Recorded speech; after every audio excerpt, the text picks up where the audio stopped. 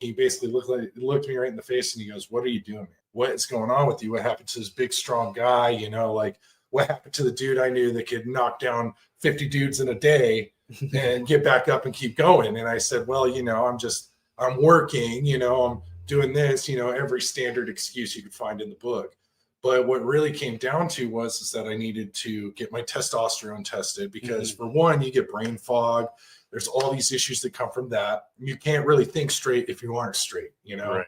So when I started on my little journey, TRT was the first little path. And for me, I didn't give up right out the gate. I was definitely a heavy drinker when I got home. And, I went through a drug addiction and all sorts of issues. But going back and forth between not only friends and figuring out my testosterone issue, it really cleared up my head. And once I got to the point where I could start relying on not only my own thoughts and my own processes inside of my head, I started asking myself, well, what's next? What can I do to feel better? And that really came down to diet. Let's be honest, like most guys, when they get out, their 5 food groups are McDonald's, Wendy's, Burger King, and you're just like, what is this, man? Like, we get lazy, we get complacent because now we don't have to do it for this wake up every day. We're not going to PT in the morning. Well, you should continue the PT. It's extremely important, I think, for military guys, because for one, it gave us a sense of purpose. It turned us into these strong men. You see a drastic change in yourself, not only from the time you go through basic training, but your first deployment's coming home. Right. And, those huge drastic changes, they don't stick around if you don't keep up with it and you're not eating right.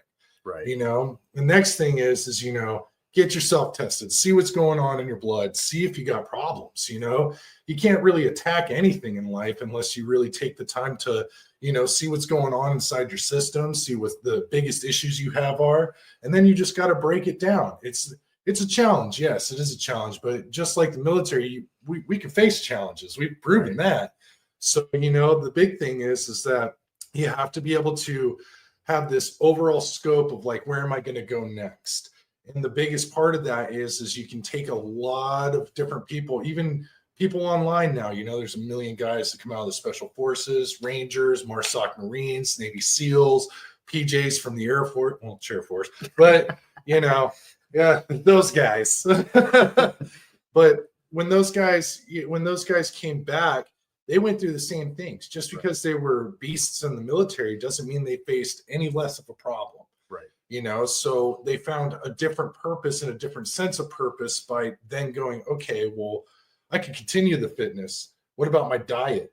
Okay, what about my daily routine? What's healthy for me? Like, how am I going to go about making a career for myself? Well, there's so many options now for us. There really is. You just have to be willing to take those tasks on.